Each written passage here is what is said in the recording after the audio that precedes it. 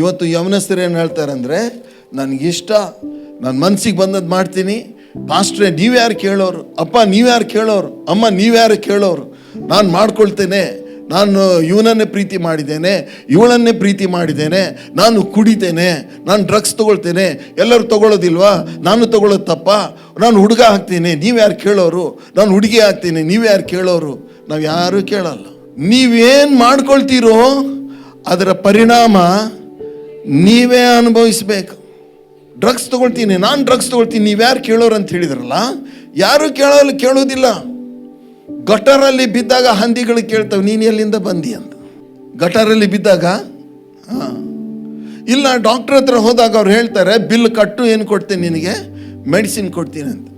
ನೀನು ಮಾಡಿದ್ದಕ್ಕೆ ನೀನೇ ಬಿಲ್ ಕಟ್ಟಬೇಕ್ರಿ, ನೀವೇ ಕಟ್ಟಬೇಕು. ನೀವು ಏನು ಮಾಡಿದ್ದೀರಲ್ಲ ಅದರ ಪ್ರತಿಫಲ ನೀವೇ ಉಣ್ಬೇಕು. ನೀವೇನು ಮಾಡಿದ್ದೀರಲ್ಲ ಅದಕ್ಕೆ ಬರುವಂಥ ಪ್ರತಿಯೊಂದೊಂದು ಪರಿಣಾಮಗಳನ್ನು ನೀವೇ ಅನುಭವಿಸಬೇಕು, ಬೇರೆಯವರು ಅನುಭವಿಸೋದಿಲ್ಲ. ಆದ್ದರಿಂದ ದೇವರ ವಾಕ್ಯ ಬಹಳ ಪ್ರಾಮುಖ್ಯವಾದದ್ದು ಪ್ರಿಯರೇ. ದೇವರು ಸ್ವತಂತ್ರತೆಯಲ್ಲಿರುವಂಥ ತನ್ನ ಜನಾಂಗದವರಿಗೆ ನಿಜವಾಗಿಯೂ ಸ್ವತಂತ್ರತೆಯಲ್ಲಿಯೇ ಇರ್ರಿ, ಬಂಧನಕ್ಕೆ ಸಿಕ್ಕೊಳ್ಬೇಡ್ರಿ ಅಂತ ಹೇಳಿ ಚೌಕಟ್ಟು ಕೊಟ್ಟಿದ್ದಾರೆ.